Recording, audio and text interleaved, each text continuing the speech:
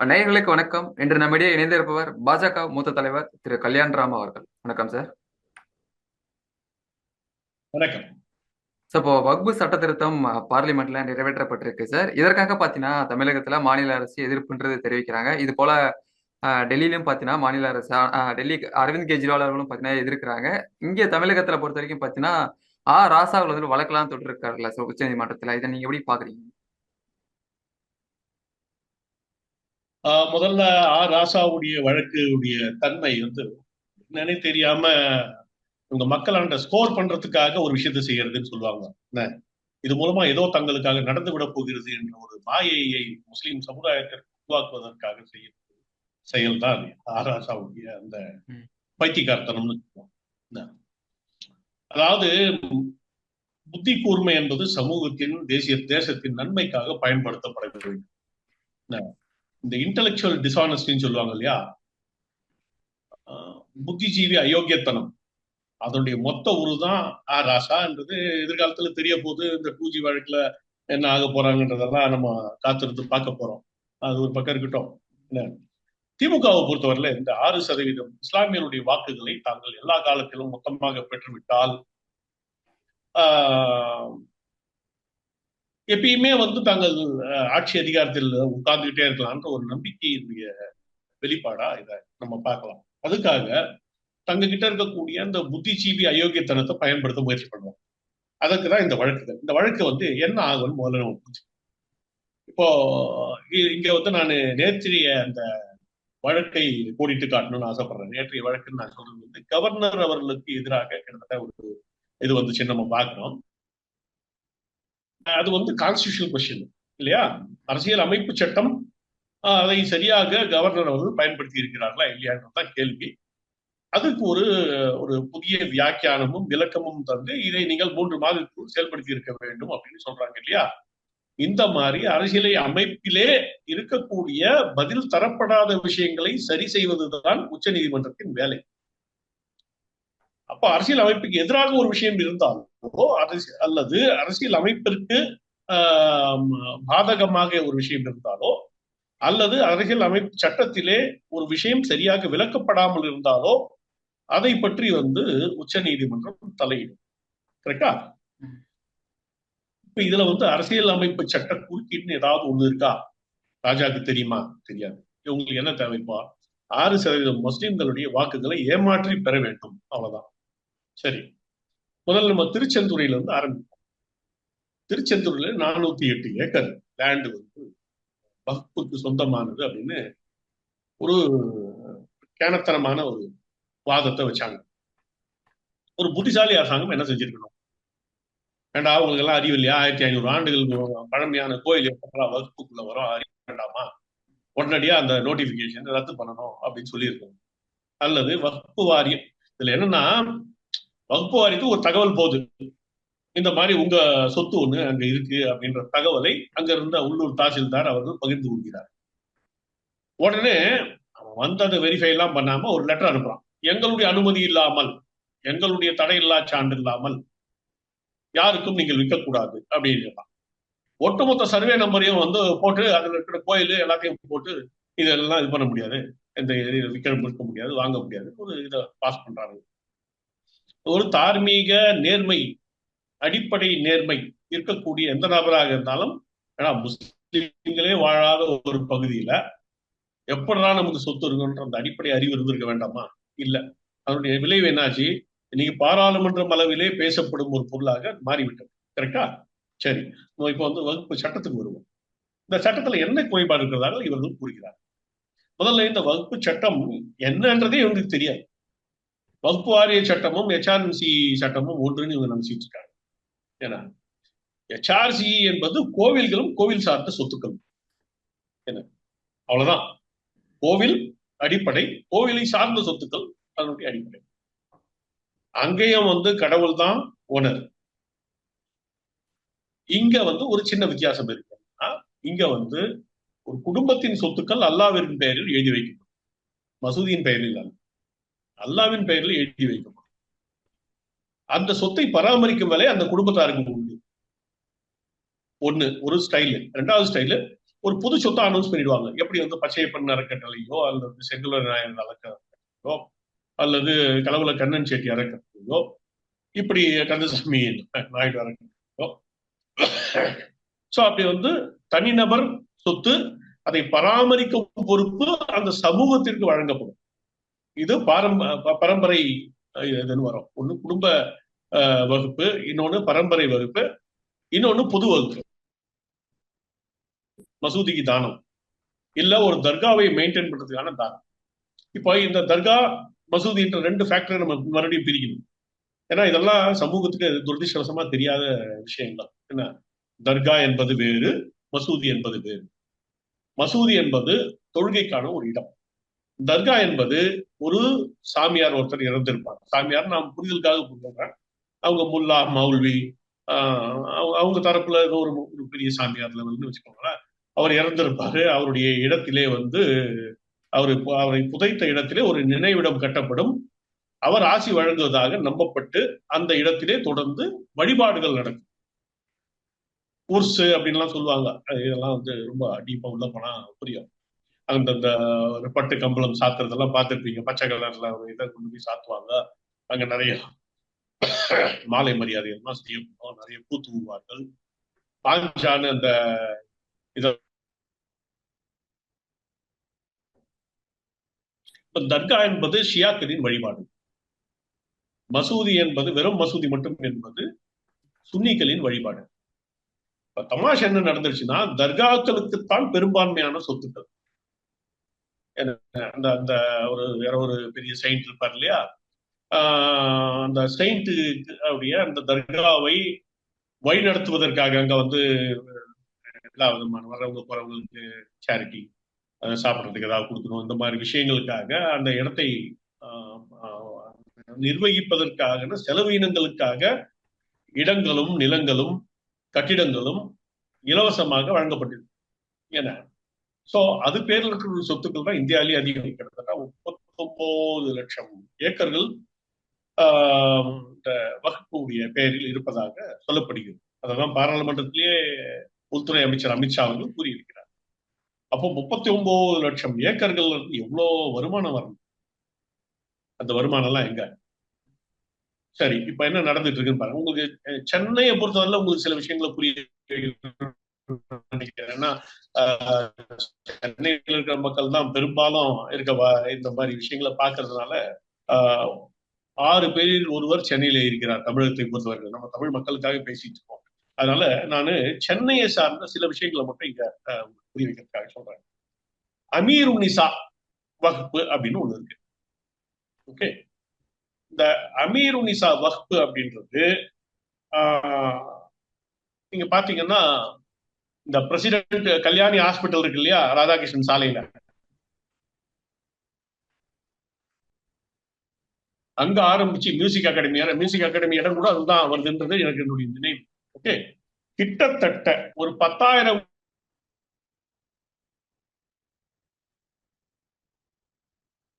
சாலையின் இருமருங்கிலும் அவங்களுக்கான சொத்துக்கள் இருக்கின்றன. 10,000 கோடி, ₹1 ₹2 இல்ல, 10,000 கோடி. ஓகே, ஆனா அது வர்ற வருமானம் எங்க போகுது? யாருக்கு போகுது? யார் இதை நிர்வகிக்கிறது? அதை விற்கிறார்களா, வாங்குகிறார்களா? ₹1,00,000 வாடகை வர வேண்டிய இடத்துல ₹10 வாங்கிட்டு கொடுக்குறாங்களா? இதை நிர்வகிப்பது யார்? கண்காணிப்பது யார்? இதற்கான முறைகள் என்ன? இது தீவிரவாதிகள் கையிலே இருக்கிறதா? தீவிரவாதிகள் கையிலே இருந்தால் அது யாருக்கு சென்று தமிழகத்திலே நடந்த இத்தனை குண்டு வெடிப்புகளுக்கு இந்த பணம் செலவானதா? இந்த கேள்வி யாராவது பதில் இருக்கா? ஓகே, சரி, இது அப்படியே வந்து எடுத்து இன்னொரு மாதிரி பார்ப்போம். ஒரு 10,000 கோடிகள் மதிப்புள்ள, நான் ஒண்ணுதான் ஒரே ஒரு சின்ன வகுப்பை பத்தி சொல்லியிருக்கேன் உங்களுக்கு. என்ன, நீங்க மவுண்ட் ரோட்ல இந்த YMCA கிரவுண்டுக்கு எதிர்த்தா மாதிரி ஒரு மசூதி இருக்கிறத பார்த்திருப்பீங்க இல்லையா? அது வந்து 100 கிரவுண்டு, ஒரு கிரவுண்டு 5 கோடி நீங்க மதிப்பீடு போட்டீங்கன்னா ₹500 கோடி மதிப்பு. அது மட்டும் நான் சொல்றேன், 500 கோடிகள்.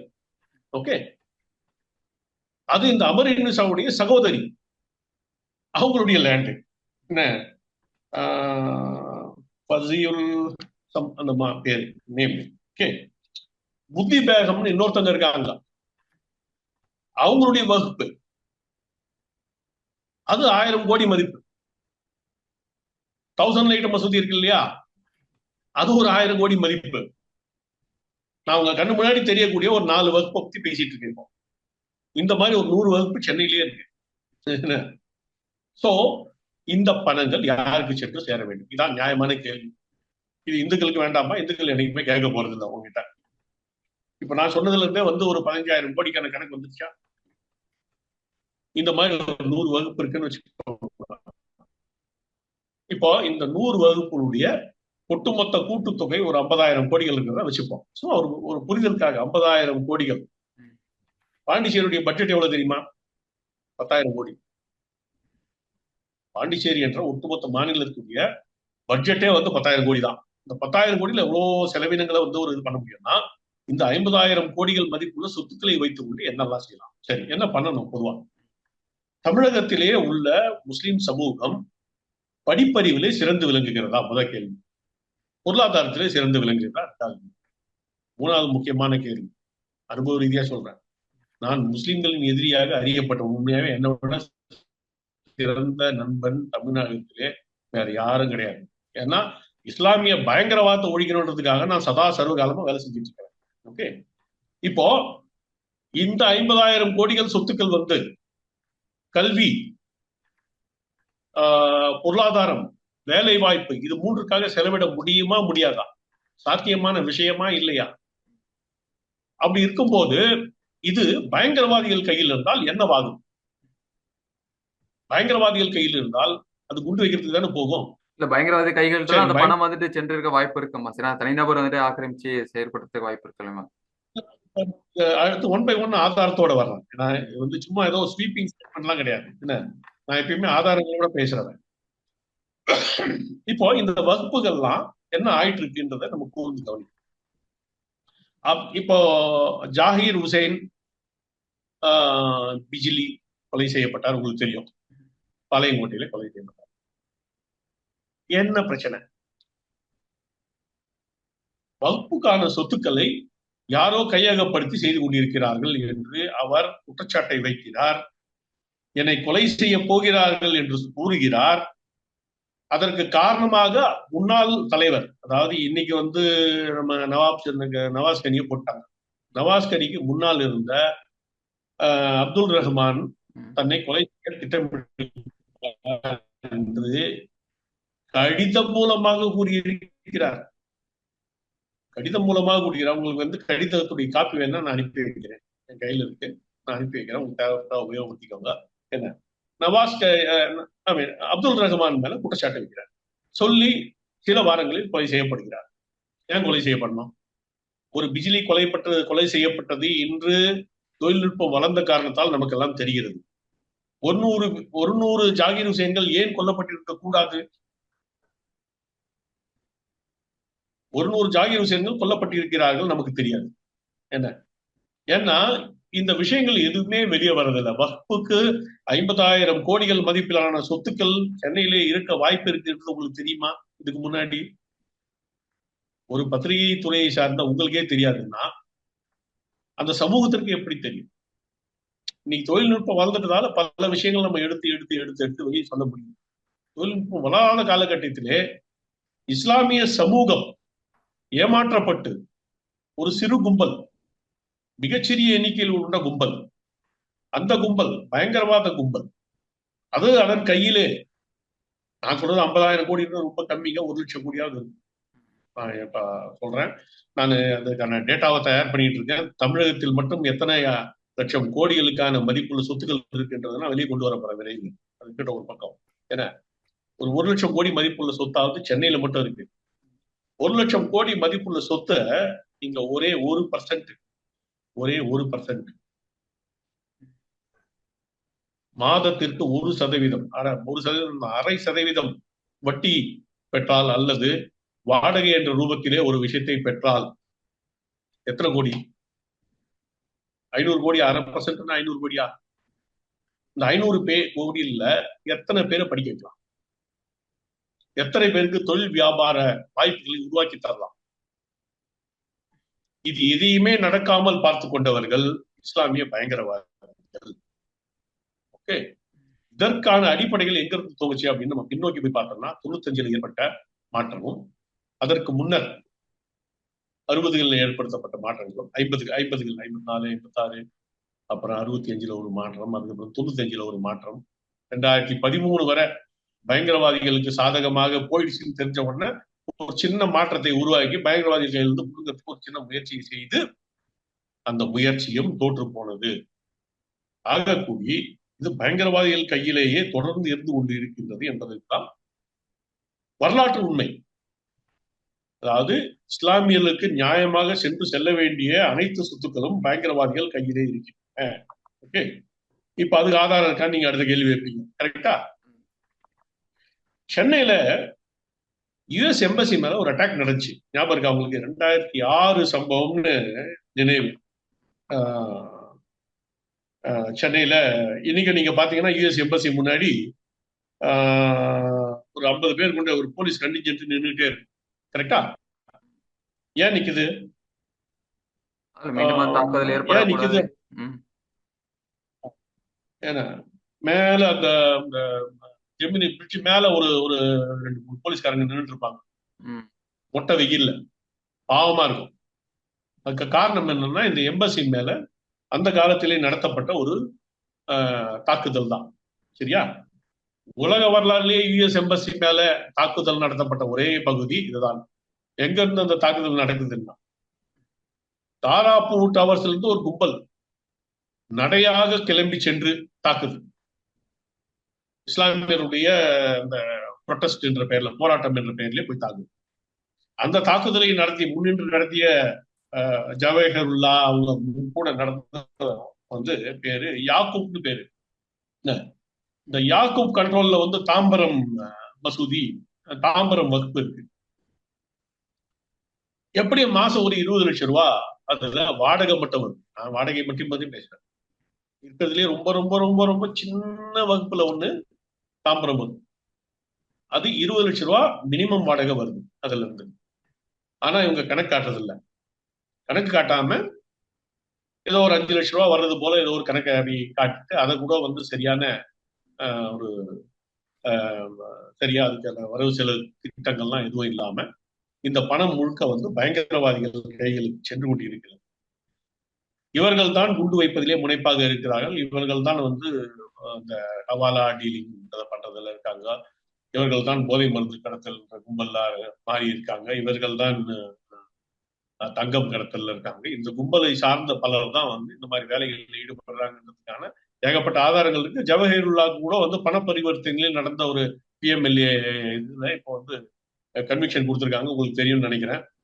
ஒரு வாரத்துக்கு முன்னாடி தான் டெல்லிக்கு ஓடோடி இன்னைக்கு நான் டெல்லியில இருக்கேன். ஆக்சுவலா ஜவஹருல்லா போனது தெரியும். ஏன்னா இதெல்லாம் நான் மானிட்டர் பண்ணிக்கிட்டே இருக்கேன் தொடர்ந்து. ஜவஹருல்லா டெல்லிக்கு வக்கீல்களை சந்தித்து தனக்கு ஏதாவது, ஏன்னா 14ஆம் தேதிக்குள்ள ஃபைல் பண்ணாட்டா தூக்கி உள்ள வச்சிருவாங்க. ஜவஹருல்லா இந்த தேதி 9 ஆயிடுச்சு. இன்னும் 5 நாளுக்குள்ள அவங்க அப்பீல் ஃபைல் பண்ணி ஆகணும் சுப்ரீம் கோர்ட்ல. இல்லாட்டா ஜவஹர்லால் தூக்கி உள்ள வச்சாகணும். சென்னை ஹைகோர்ட்டுடைய ஜட்ஜ்மெண்ட் கன்ஃபார்ம் பண்ணிட்டாங்க ஜவஹருல்லாவை அந்த செய்த செயல்கள் தவறு அப்படின்னு. இதுக்கு மேல சுப்ரீம் கோர்ட்டா தான் சொல்ல போது ஜவஹர்லா குறைந்தது 1 ஆண்டுகள் உள்ள போறது. பட் ஜவஹர்லா தலைமையிலான ஒரு கும்பல் அந்த காலத்திலே அல்லுமா என்ற பெயரிலே செயல்பட்டு, அது அந்த காலத்திலே இன்னும் இந்த பழனி பாபா இவங்களோடலாம் சேர்ந்து செயல்பட்டு உருவான கும்பல். இவர்கள் இவர்கள் கையில அந்த அதிகார பலத்தை உருவாக்கிறாங்களா ஒரு கும்பல் வேகமா பேசி.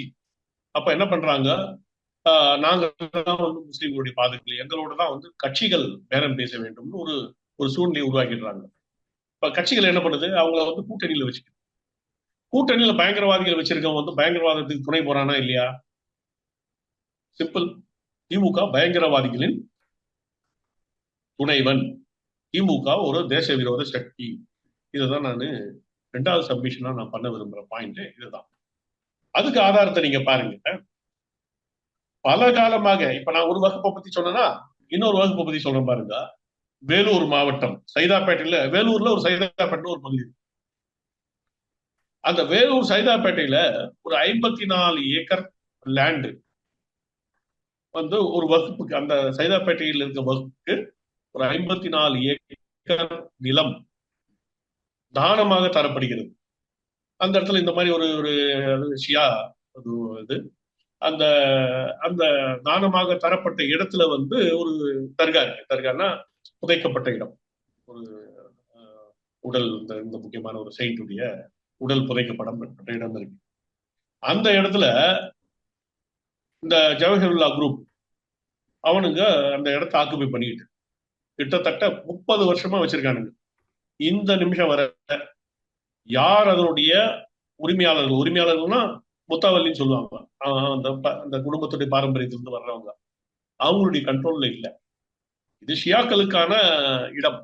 அது சுன்னிகள் கையிலே இருக்கிறது. அவங்க என்ன பண்றான்னா இந்த காமன் என்ன சொல்லுவானுங்க, அவர் பேரு சொல்லுவாருங்க, ஆடெல்லாம் வெட்டுறதுக்கு ஒரு இது சொல்லுவாருங்க இல்லையா, குர்பானி, குர்பானி, காமன் குர்பானி, பொது குர்பானி அசோசியேஷன். பொது குர்பானின்னா ஒரு ஆட்டை மொத்தமா விலை போட்டு வாங்கி வெட்டி எடுத்துக்கிறது, ஒரு மாட்டை மொத்தமா விலை போட்டு வாங்கி வெட்டி எடுத்துக்கிறது. அந்த மாதிரி குர்பானி சென்டர் நடத்துறாங்க, வெட்டுவதற்கான ஒரு இடமாக பயன்படுத்தி வருகிறார். இதுக்கு ஒரு அசோசியேஷன், இதுக்கு ஒரு அசோசியேஷன், வெட்டுறதுக்காக ஒரு அசோசியேஷன். புரிஞ்சுக்கணும் எவ்வளவு கேவலமா இவங்க செயல்படுவாங்கன்றதுக்கு இதெல்லாம் ஆதாரம். அப்ப ரத்தம் டெய்லி ஓடிட்டு இருந்துச்சுன்னா அந்த இடத்துல எவனும் வரமாட்டான்ல, நம்மளை வெட்டிட்டு வரணுன்ற பயம் வருதா? அந்த பயத்தை உருவாக்குவதற்காக 30 ஆண்டுகளாக அந்த சொத்தை வைத்துக் கொண்டு தர முடியாமல் இருக்கிறது. ஓகேவா? அடுத்த பிரச்சனை பாருங்க. இதுல சிஇஓன்னு ஒருத்தங்க இருப்பாங்க. இந்த வக்ஃப் போர்டுங்கிறதுனா சிஇஓ இருப்பாங்க இல்லையா, அது யாரோ ஒரு ஐஏஎஸ் ஆபீசர் யாரோ ஒருத்தர் போட்டு வச்சிருப்பாங்க. இந்த ஐஏஎஸ் ஆபீசர் 3 வருஷத்துக்கு ஒரு முறை மாறிடுவாங்க. இதுல நடக்கக்கூடிய எல்லா பிரச்சனைகளுக்குமே தீர்வு அப்படின்றது வந்து 4 வருஷமாவது இழுப்பான். அப்போ ஒரு ஆபீசர் மாறிடுவாரா? இந்த முறை போட்டாங்கன்னா அவர் வந்து புதுசா வந்து என்னுடைய காலகட்டத்தில் இது இல்லாததால நான் வந்து புதுசா ஒண்ணு போடுறேன் அப்படின்னு சொல்லி அவரு ஆரம்பிப்பாரு, மறுபடியும் ஓடும். இப்படியாக அந்த வேலூர் சைதாப்பேட்டை தர்கா சம்பந்தப்பட்ட பிரச்சனை மட்டும் கடந்த 35 ஆண்டுகளாக அப்படியே கிடப்புல இருக்கு.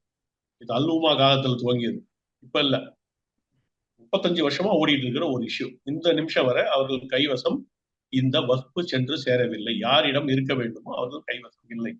எது? அந்த இடம் பிளஸ் 54 ஏக்கர் லேண்ட், அது இல்ல. சரி, இதோட முடிஞ்சு போச்சா அப்படின்னு பார்த்தா ஹைகோர்ட் இருக்கு இல்லையா, ஹைகோர்ட் பல முறை இந்த விஷயத்துல தீர்ப்பு கூறியிருக்கு. சென்ட்ரல் வக்ஃப் கமிட்டின்னு ஒண்ணு இருக்கு டெல்லியில, அது தீர்ப்பு கூறியிருக்கு அவங்க கையில ஒப்படைக்கணும் ஒப்படைக்கணும் ஒப்படைக்கணும் ஒப்படைக்கணும். கண்டெம்ட் ஆஃப் கோர்ட் ப்ரொசீடிங் போயிட்டாங்க. இது கோர்ட்டை அவமதித்ததாக செயல், கோர்ட்டுடைய உத்தரவை மீறி இவர்கள் கையில் வைத்திருக்கிறார்கள். இந்த நிமிஷம் வரை வாங்க முடியல. ஏன் வாங்க முடியல? கடைசி தீர்ப்பு 22 வந்துதான் ஞாபகம், 22 23 வந்துச்சு. ஏன் வாங்க முடியல சொல்லுங்க பார்க்கலாம். திமுக அரசாங்கம், திமுக அரசாங்கம் இருக்கிறது. பயங்கரவாதிகளின் கைக்கூலியாகிய ஒரு அரசாங்கம் இன்று இருந்து கொண்டிருப்பதால் தீர்ப்பை மீறி வாங்க முடியாது. 22 23 வந்த தீர்ப்பு, அதுக்கு முன்னாடி ஒண்ணும் பண்ண முடியாதுன்னு வச்சுக்கோங்க. அதிமுக அரசாங்கம் பிடிச்சு அவங்களால பெருசா ஒண்ணும் பண்ணியிருக்க முடியாதுன்னு வச்சு போறோம். இன்னைய வர தீர்ப்பு வந்த பிறகும் அவர்கள் கை போக முடியவில்லை என்றால் காரணம் ஒன்றே ஒன்றுதான், பயங்கரவாதிகளுக்கு துணை போகக்கூடிய ஒரு அரசாங்கம் தமிழகத்திலே அமர்ந்து கொண்டு. ஓகே, இவங்களே மறைமுகமா என்ன பண்றாங்கன்னு பாருங்க. வேற ஒரு பிரச்சனை அவங்களுக்கு வருது, திமுகவிற்கு ஒரு சங்கடமான ஒரு சூழ்நிலை வரும்போது அவசர அவசரமா திருப்பரங்குன்ற பிரச்சனையை உருவாக்குறாங்க. யார் அனுப்புறாங்க? நவாஸ் கனி அனுப்புறாங்க. நவாஸ் கனி திருப்பரங்குன்றம் மலை மேல நீ போயிட்டு வந்து அங்க பிரியாணி சாப்பிட்ற போடம் ஏதாவது ஒண்ணு எடுத்து ஆட்கள் வச்சு போட வையே, இது பெரிய பிரச்சனை ஆகட்டும். ஏன்னா அப்ப வந்து இந்த பிரச்சனையும் தீர்ந்து போயிடும். அவங்களுக்கு எதுவும் பிரச்சனையா வந்தது அந்த பீரியட் ஏதோ மேஜர் பிரச்சனை. சோ திமுகவுடைய கைமைகளில் ஒன்று இந்துக்களையும் முஸ்லிம்களையும் மோத விட்டு வேடிக்கை பார்ப்பது. இந்து முஸ்லிம் மோதல் தான் திமுகவிற்கு ஆதரவான ஒரு சூழ்நிலையை உருவாக்கும். இப்போ அதே மோதலை திரும்ப உருவாக்குவதற்காக திமுக கடைபிடிக்கும் அணுகுமுறைதான் உச்ச நீதிமன்றத்திலே ஒரு வழக்கும், இங்க வந்து நாங்க ரெசல்யூஷன் பாஸ் பண்றோம் சட்டசபையில, அதனால நீங்க வந்து முஸ்லிம்களுடைய பாதுகாவலர்கள் நாங்கள் தான் என்ற ஒரு ஜோடனையும். சோ திமுக என்ற ஒரு ஒரு கிரிமினல் கும்பல் இருக்கும் வரை தமிழகத்திலே உள்ள முஸ்லிம்களுக்கு, தமிழக முஸ்லிம்னு விட்டுருங்க நீங்க, அகில இந்திய அளவிலேயே முஸ்லிம்களுக்கு வந்து பாதிப்பு வருகிறது என்றால் திமுகவும் திமுக பிராண்ட் ஆஃப் பாலிடிக்ஸ் ஒண்ணு இருக்கு இல்லையா, அவர்களுடைய அடையாளங்களுடன் கூடிய அரசியல் ஒண்ணு இருக்கு. முஸ்லிம்களுக்கு தாஜா செய்யும் அரசியல், அது காங்கிரஸும் கடைபிடிக்குதுன்னு வச்சுப்போம். இப்ப சமீபத்தில் நீங்க பாத்தீங்கன்னா கர்நாடகால 4% ஒண்ணு கொண்டு வந்தாங்க, இடஒதுக்கீடு கொண்டு வந்தாங்க. லோனு இந்த ஸ்கீம்ல எல்லாம். இடஒதுக்கீடு ஏற்கனவே கொண்டு வந்துட்டாங்கன்னு வச்சுக்கோங்க. இந்த எம்ப்ளாய்மெண்ட் இந்த மாதிரி விஷயங்கள்ல கூட நாங்க வந்து 4% தர்றோம் அப்படின்னு ஒண்ணு கொண்டு வந்தாங்க. லோன் போன்ற விஷயங்கள்ல தருவோம். இது போன்ற கீழ்த்தரமான ஒரு பர்டிகுலர் சமூகத்தை வந்து ஏமாற்றும் வேலையை தொடர்ந்து இந்த திமுக மற்றும் திமுக பாணி அரசியல் செய்து கொண்டிருக்கிறது அக்ராஸ் தி கண்ட்ரி. அதனுடைய விளைவாக இந்த சமூகம் தொடர்ந்து ஏமாற்றப்படுகிறது. என்னைக்கெல்லாம் வந்து அவங்களுக்கு தேவையோ அன்னைக்கு வந்து இந்து முஸ்லிம் கிளாஷை உருவாக்கி திருப்பரங்குன்றம் அந்த அந்த சம்பவம் என்பது முழுமையாக முழுமையாக முழுமையாக திமுகவால் திட்டமிட்டு உருவாக்கப்பட்டது. எனக்கு பர்சனலா தெரியும். நவாஸ் கனிக்கு கூப்பிட்டு அட்வைஸ் பண்ணி நீ போய் அங்க நில்லு, இந்த பிரச்சனையை வந்து ஏதோ ஒரு மேஜர் பிரச்சனை ஓடிட்டு இருக்கு, அந்த பிரச்சனையை வந்து டைவெர்ட் ஆகணுமா அப்படின்னு சொல்லி நவாஸ் கனி போன விஷயம் எனக்கு தெரியும். சோ இன்னைக்கு வந்து ஒரு அருமையான ஒரு வாய்ப்பு கிடைத்திருக்கு. வகுப்பு வாரியங்கள் இனிமேல் மத்திய அரசின் தலையீட்டுடன் செயல்படும். அதற்கு கலெக்டர் பொறுப்பாளராக இருப்பார். முதல் முறையா இந்த சூழ்நிலை வந்திருக்கு. இது எதுவும் இந்த கலெக்டர் வந்து போய் போட்டு அடிச்சு கலெக்டருக்கு என்ன தெரியும் அப்படின்னு பேசிட்டு இருக்காங்க. தமிழக வகுப்பு வாரிய சட்டம் என்ன சொல்லுது? அதே கலெக்டர் தான் இன்சார்ஜ். பிரச்சனைன்னு வந்தா தீர்ப்பு சொல்றது. அப்ப அரசாங்கம் என்ன சொல்லலாம்? நீ ஒன்றும் தீர்ப்பு சொல்லாது, சும்மா இருக்குன்னு சொல்லிடும். நீ வந்து டாஸ்மாக் வியாபாரத்தை மட்டும் கவனி, நீ ஒரு தீர்ப்பு சொல்ல வேண்டாம் வகுப்பு வாரியத்துல, சும்மா நீ இன்சார்ஜ் அப்படின்றது மட்டும் இருக்கட்டும் அப்படின்னு சொல்லி விட்டுரும். அந்த நேரத்துக்கு வந்து இந்த கேன்சருக்கு களிம்பு பூசுற கதை மாதிரி பண்ணிட்டு இருப்பாங்க. இதுதான் வந்து இத்தனை வருஷமா பண்ணிட்டு இருக்கிறது. இப்பயும் அதான் நடந்துட்டு இருக்கு. திமுக கொண்டு வந்து அனைத்து வகுப்பு வாரிய சம்பந்தப்பட்ட விஷயங்கள்லயும் இதேதான் அணுகுமுறை. எந்த பிரச்சனையும் தீர்வு கிடைத்தே கிடையாது. சரி, இப்ப அப்துல் ரஹ்மான் மேட்டருக்கு வர. அப்துல் ரஹ்மான் தன்னுடைய கேர்ள் ஃப்ரெண்ட், என்ன கேர்ள் ஃப்ரெண்ட், வார்த்தையை புரிஞ்சுக்கோங்க, கேர்ள் ஃப்ரெண்ட், மனைவி அல்லாத ஒருத்திக்கு 100 ஏக்கர் லேண்ட் அலாட் விவசாயம் பண்ணிக்கிறதுக்காக. அவள் பிழைத்து போகட்டும் என்று. எவ்வளவு பிழைத்து போகட்டும் என்று? எத்தனை? 1 கிரவுண்ட் 2 கிரவுண்ட் 100 ஏக்கர் அலாட். அங்கதான் பிரச்சனை ஆரம்பிக்குது. இந்த ஜாகிர் ஹுசேன் அந்த இதெல்லாம் வந்து அப்பதான் அவங்களாம் வந்து அதை சீரியஸா கொண்டு போறாங்க. பல பேர் இதுல தலையிட்டு இருக்காங்க. அந்த சூழ்நிலையில் தான் அப்துல் ரஹ்மான் ரிசைன் பண்ண வேண்டிய ஒரு நிர்பந்தம் ஏற்பட்டு நவாஸ் கனி அங்கு வர வேண்டிய ஒரு சூழ்நிலை ஏற்படுகிறது.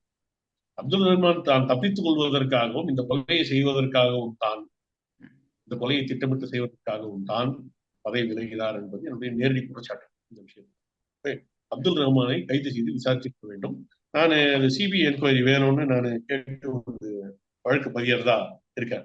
இந்த ஜாகிர் ஹுசேன் மேட்டர்ல சிபிஐ, ஏன்னா தமிழக அரசிற்கு தெரியும் இந்த கொலை நடக்கப் போகிறது என்பது.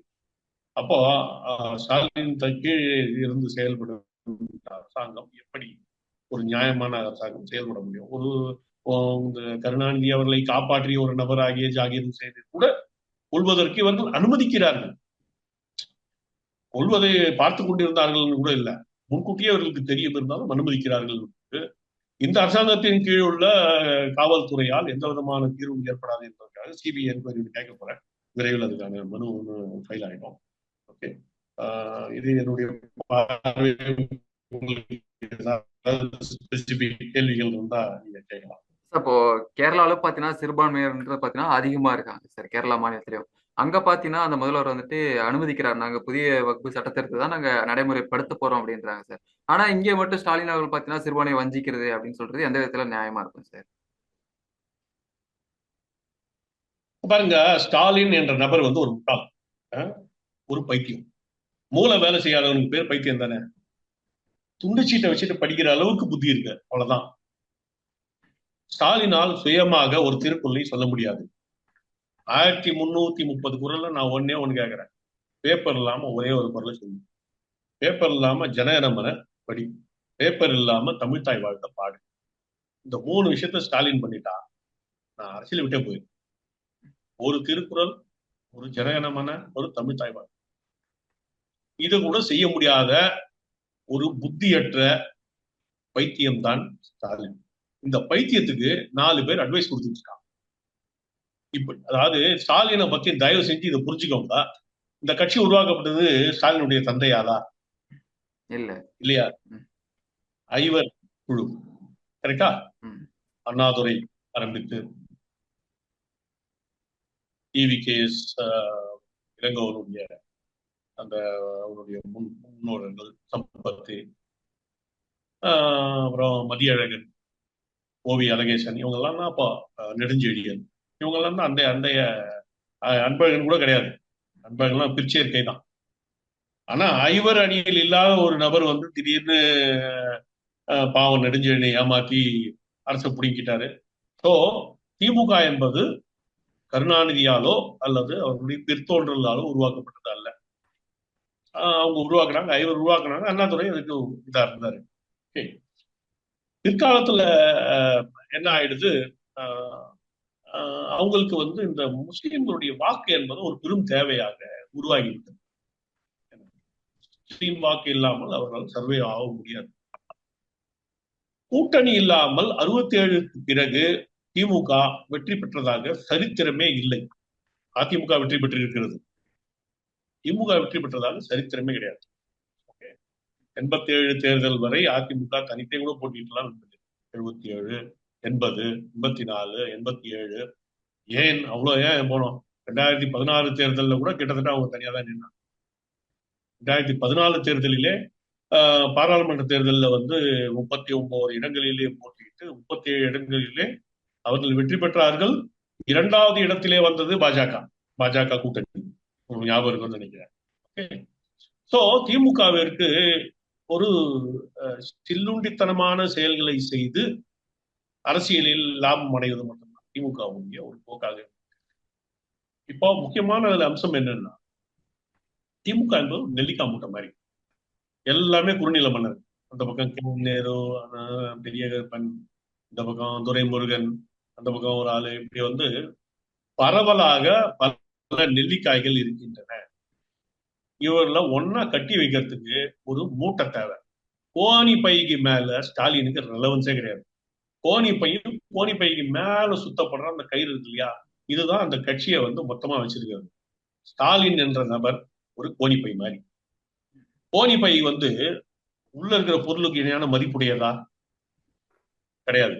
நீங்க தங்கத்தை கட்டி வச்சாலும், இரும்பை கட்டி வச்சாலும், காய்கறியை கட்டி வச்சாலும், அரிசியை கட்டி வச்சாலும் கோணிப்பை தான். அது பெரிய மரியாதைலாம் கிடையாது. ஆனா கோணிப்பையுடைய தேவை இருக்கு. அந்த மாதிரி கோணிப்பைக்கான தேவை தான் ஸ்டாலின் என்ற தேவை திமுகவை பொறுத்தவரையில. புத்தி இல்லாத அரைகுறை பைத்தியமான ஒரு நபரை வைத்து கொண்டால் நாங்க வந்து குறுநில மனதாக எல்லா காலத்திலும் இருக்க முடியும் என்ற பார்வையுடன் உள்ள பல தலைவர்களை கொண்டதுதான் திமுக.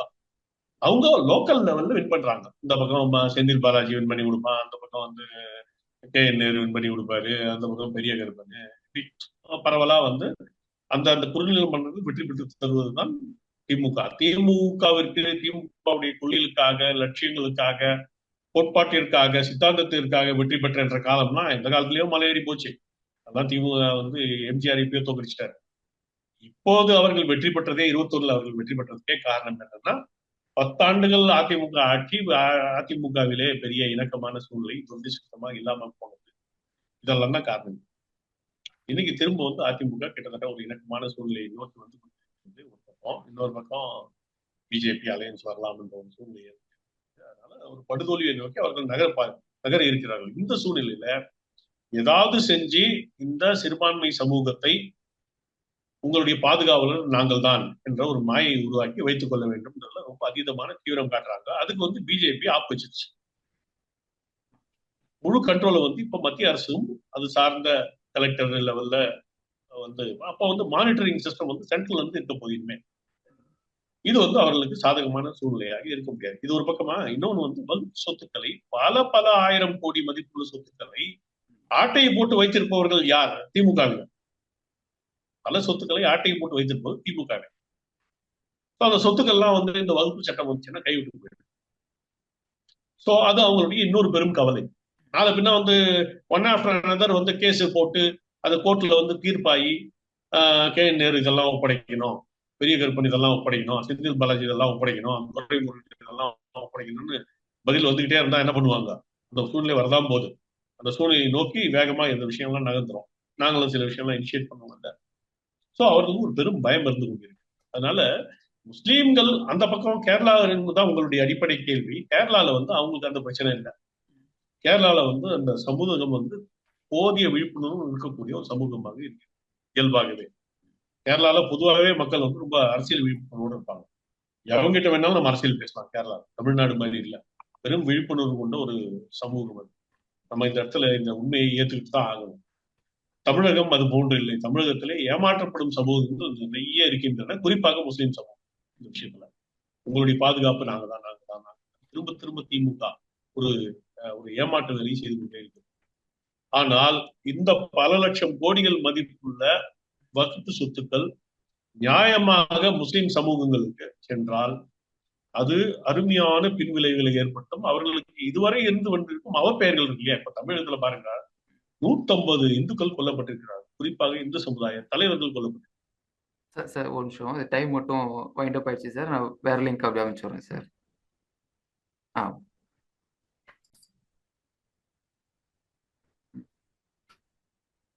Okay sir.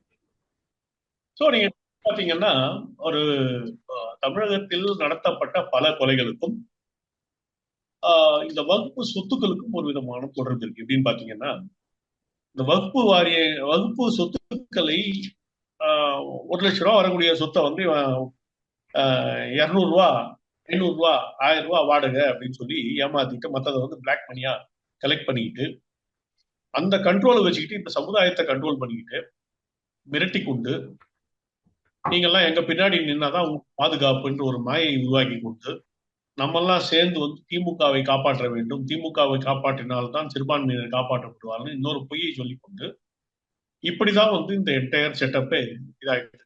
நீங்க கவனிச்சு பாத்தீங்கன்னா சென்னை சேத்துப்பட்டில் 1993 ஆகஸ்ட் 8 அன்று ஒரு குண்டுவெடிப்பு நடந்தது. 11 பேர் இறந்து போனார்கள் RSS தலைவர். அதை தொடர்ந்து சிந்தாரிப்பேட்டையில குண்டுவெடிப்பு. அதை தொடர்ந்து பல்வேறு குண்டுவெடிப்புகள். கோவையில 13 இடத்துல குண்டு வெடிச்சதுன்னு உங்களுக்கு தெரியும், நான் சொல்ல தேவையில்லை. 98 பிப்ரவரி 14. அதுக்கப்புறம் சமீபத்தில் 5 இடங்களில் குண்டு வைப்பதற்காக திட்டமிடப்பட்டு அதை தொடர்ந்து இந்த தேச விரோத வன்முறை கும்பலாகிய திமுக சிலிண்டர் வெடிப்பு என்று போய் கூறிக்கொண்டிருக்கிறது இல்லையா? எத்தனை முறை சொன்னாங்க? சிஎம் உட்பட, டிஜிபி உட்பட, சைலேந்திர பாபு அப்பஜி டிஜிபியா இருக்காரு, அவர் உட்பட அத்தனை பேரும் வந்து சிலிண்டர் வெடிப்பு என்று இன்று வரை அவர்கள் குண்டு வெடிப்பு என்று கூறவில்லை என்பதுதான் உண்மை. ஆனா 5 இடத்துல குண்டு வெடிக்கிறதுக்கு திட்டமிடப்பட்டு பலர் கைது செய்யப்பட்டிருக்காங்க. கிட்டத்தட்ட 20 பேர், இதுவரை 18 பேரும் ரொம்ப கைது செய்யப்பட்டிருக்காங்க அந்த அந்த வழக்குல மட்டும். சோ தமிழகம் தொடர்ந்து பயங்கரவாதிகளின் கூடாரமாக இருந்து கொண்டிருக்கிறது.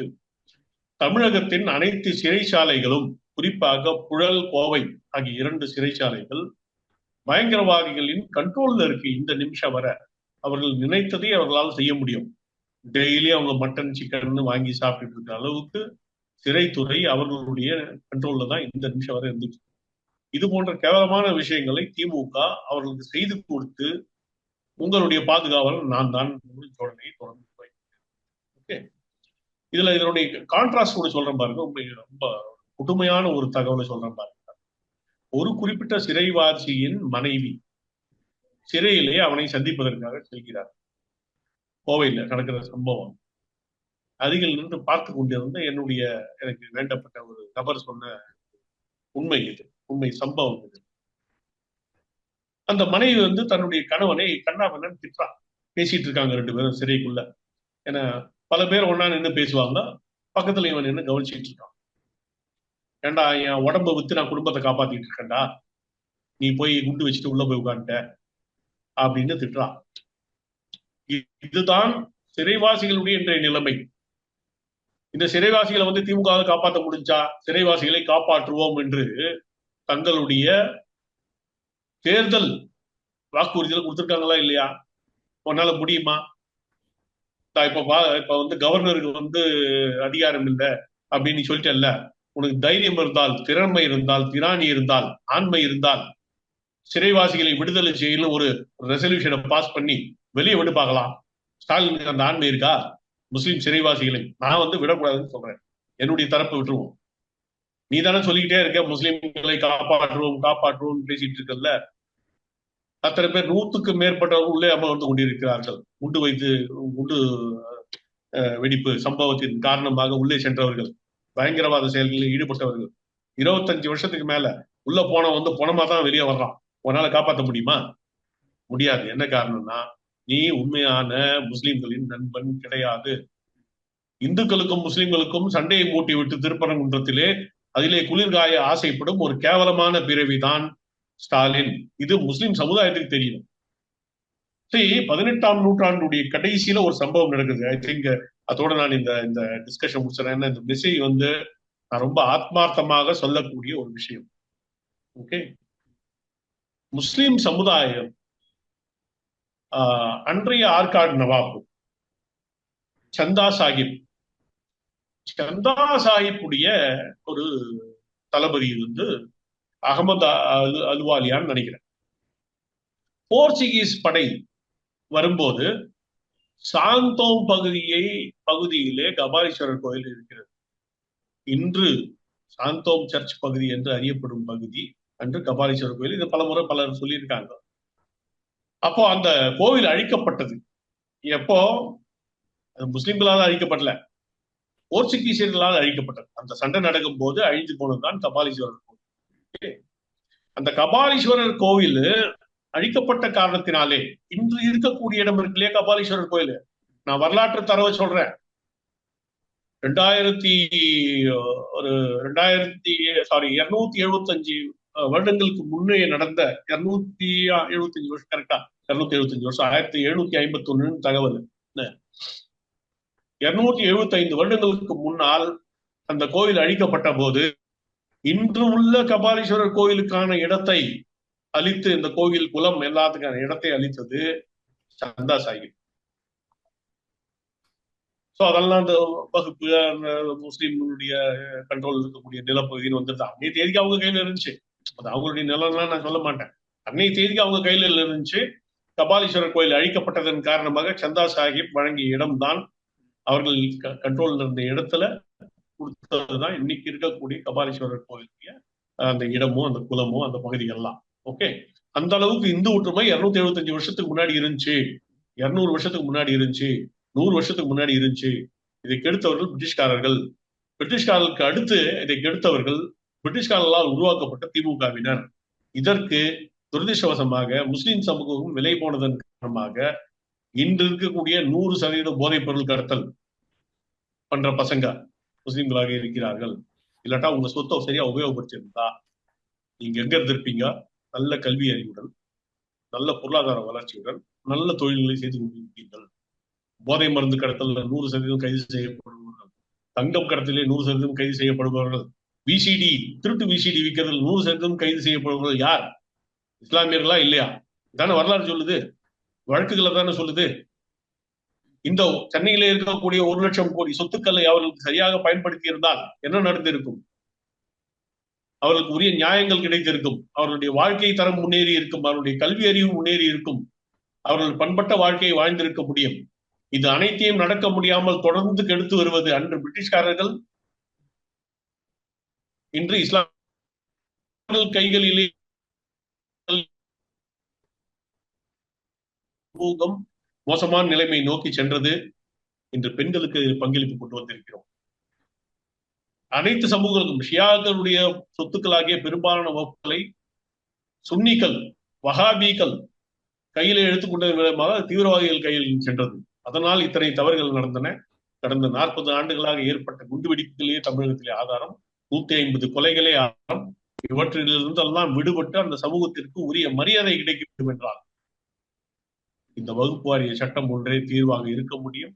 அந்த தீர்வு நோக்கி மத்திய அரசு கொண்டு சென்றதற்கு இஸ்லாமிய சமூகம், குறிப்பாக தமிழக இஸ்லாமிய சமூகம் நரேந்திர மோடி அவர்களுக்கு பெரும் கடமைப்பட்டிருக்கிறது. அதனால் முஸ்லிம் சமூகம் எந்த விதத்திலும் ஏமாறக்கூடாது. கல்யாணராமனுடைய போன் நம்பர் எடுத்துக்கோங்க, கூப்பிடுங்க, உங்களுக்கு என்ன சந்தேகம் இருந்தாலும் கேளுங்க.